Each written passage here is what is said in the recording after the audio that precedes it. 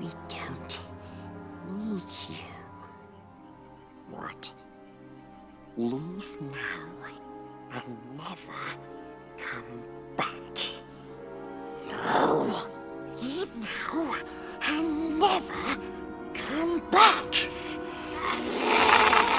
Leave now and never come back!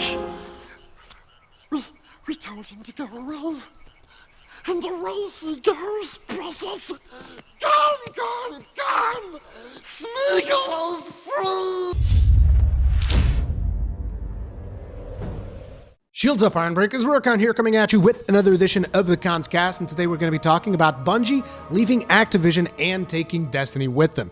Now, the community reaction to this news as it broke yesterday was everybody just went, yes! Bungie is finally free from the claws of Activision. Destiny will finally be realized as the game it should have been all along. Oh my God. Thank you. Thank you. I mean, I myself kind of went hey, maybe I'll reinstall Destiny 2 now that you guys are breaking up with Activision, because to be completely honest, I greatly enjoyed the initial experience of Destiny 2. I understand that's probably not a popular opinion. There's a lot of people that did not enjoy it. I enjoyed it. As a matter of fact, I even raid-led the first raid with the Ironbreakers, and we went through that a bunch of times, and it was a lot of fun. It's like I hadn't done raiding in a good long while. I never really did raiding on release on the original Destiny, and doing that in Destiny 2 was a fantastic experience. But later down the line, we've had the whole thing with the throttled experience that really fucking scarred me, dude. The fact that they were basically and shadily not telling people, but throttling the amount of experience that they could gain after they played for 3 hours or however long it was, it would actually reduce the amount of experience you were getting by 95%. Okay, it's not oh yeah, they reduced it a little bit, 30 by 40 by 50%. And no, it was 95%. It was pretty fucked up. Okay, and then after that was discovered, they're oh, it's okay, guys, we're fixing it. And their fix was they doubled the amount of experience that you required in order to level up. It was so fucked up. Essentially, their fix kind of fixed it so that you would still have to play about the same time in order to level up as before. And that was such a shady thing that they've done that it pretty much scarred me. It scarred me so bad that I was dude, I can't take you. I can't fucking trust you anymore, okay? You've backstabbed me far too hard. I can't fucking trust you, okay? And so ever since then, it's they've put out Forsaken, and a lot of people are oh, but Forsaken is amazing. But the thing is, they charged you for Forsaken. Pretty much I think it was $60. I'm not 100% sure how much it was. And then on top of that, they charge you an additional $30 for a season pass so that you could get these Black Armory bullshit things on there. And I know that now a lot of people are going to say, yes, Rurikhan, they did that, but they were forced because the pressure of Activision, and oh my God, you don't understand. And it's no, look here, okay? Bungie was originally owned by Microsoft, okay? They left Microsoft to become independent and immediately jumped into bed with another publisher. Everybody criticized that. Everybody was what the fuck are you doing? You just became independent. You were finally going to do the thing. And it's okay, I get it. Maybe they needed money. Maybe they needed a little bit of help in developing because they were developing for PlayStation 4, where previously they had only developed for the Xbox. I don't know why they went to bed with Activision. The fact of the matter is they signed a contract with Activision, and they were contractually obligated to, produce this game throughout 10 years or however long it was. I believe it was supposed to be 3 games and a bunch of DLC because, they were supposed to develop a bunch of DLC to sell to players because that was the industry at the time. That was what Activision expected from them, and that is where they signed on the dotted line. And what happened was, apparently, it was too hard for them to actually develop content for Destiny. Not to mention that the original Destiny pretty much went through development hell, and it was rebooted, and the story became kind of like a Frankenstein thing. There's this whole article that Jason Schreir has wrote in the past. I'll link to that in the description below so that you guys can go check it out if you are curious about the stuff that the original Destiny went through. But the interesting thing here is, sure, they were on a schedule to produce something because they signed up with Activision, and therefore it was expected for them to deliver a game. They put themselves in that position, but they were the ones that fucked up development on Destiny, okay? Activision were not the ones developing the original Destiny. So the fact that everybody's suddenly like, oh my God, Destiny's gonna be everything we've ever wanted, is like, don't be so naive, okay? Bungie is not some kind of innocent victim in the middle of all this. Now, is it bad that they're leaving Activision? No, it's not. Is Activision a good company? Fuck no. Activision are a bunch of scumbags. Are you kidding me? So it's like, I'm not going to bat for Activision. I'm just telling people, like, look, curb your enthusiasm a little bit. Bungie are not necessarily, innocent angels in the middle of all this fucked up mess that is Destiny.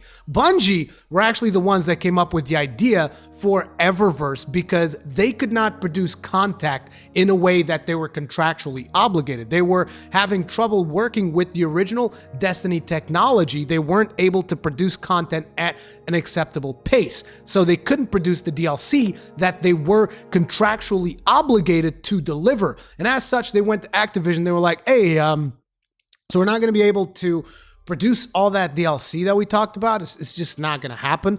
So how about we do this Eververse thing and we just charge players for microtransactions? This was Bungie, okay? This was Bungie. And the interesting thing was that I was reading a couple of articles last night as this news came out. And it turns out this was something that I was not aware of.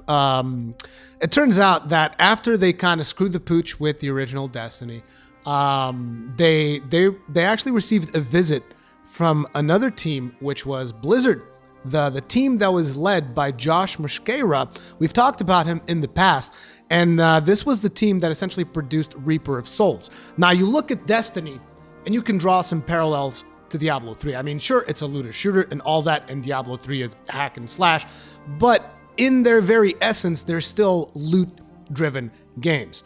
And Diablo 3 made a fuck ton of mistakes as well when it came out. Let's not mince words about this. The auction house was a complete shit show, okay? And so what happened was that team went in there and they just kind of like consulted with Bungie, and they were talking to them and like, hey, so here's the stuff that we did in Reaper of Souls to kind of try and fix our game. And then Bungie came out with the Taken King, which was pretty much the best expansion that you've seen in the original Destiny. It was the best piece of content that they did in that original game. So I just thought that little tidbit was pretty cool. And what did they do with that? They provided players with value. They actually gave players a cool story to follow through. They gave players interesting quests, interesting things to do, and they rewarded players. And that's pretty much why players are like, oh man, this was actually pretty freaking good. And then after that, they went the Eververse route because they couldn't actually develop content at an acceptable pace. So it's like, okay, is it going to be like, is Destiny suddenly going to become a fantastic game? No, I think that Destiny 2 is still going to be a shit show throughout the rest of its life. However, I think that there is potential for Destiny 3 or whatever comes next, Destiny World, Destiny something, whatever the next iteration of Destiny happens to be. I think there is a lot of potential for that, but I think that people need to rein in their expectations because it's not like all of a sudden, oh yeah, there's totally not going to be an Eververse. There's totally, they're not going to do any scummy business practices because despite whatever has happened throughout all this, Bungie has definitely been tainted. Like, you're not going to tell me that Activision was micromanaging Destiny 2 to the point of telling them, yeah, you guys should implement this XP throttling system. I don't buy that shit, okay? I don't buy that Activision was like whispering in Bungie's ear to do all of these shady things. No, Activision was coming up to Bungie and just telling them, you guys got to fucking pay us our money. You guys got to fucking deliver on this contract. Because that's all it was about. And sure, Activision is just like implements a bunch of scummy business practices, but to just come out of that exchange there and be like, oh, everything's gonna be great now, I don't buy that. Like, sorry, call me a pessimist, call me whatever, I just don't buy that. Like, I'm really sorry.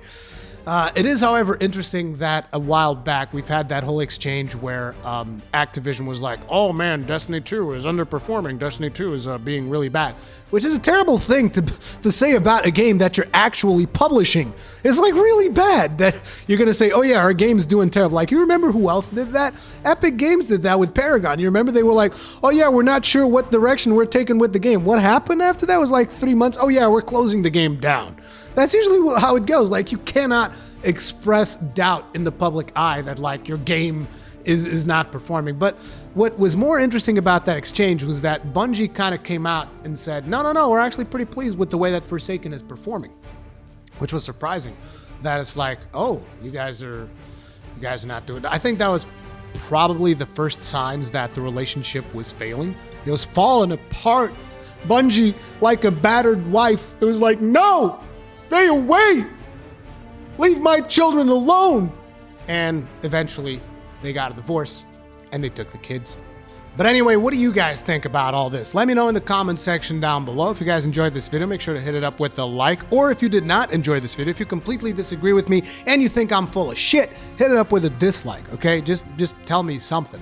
Either way, if you guys want to stay up to date on the stuff that I'm doing, make sure to hit the subscribe button and the notification bell so that you're actually notified when the next video comes up.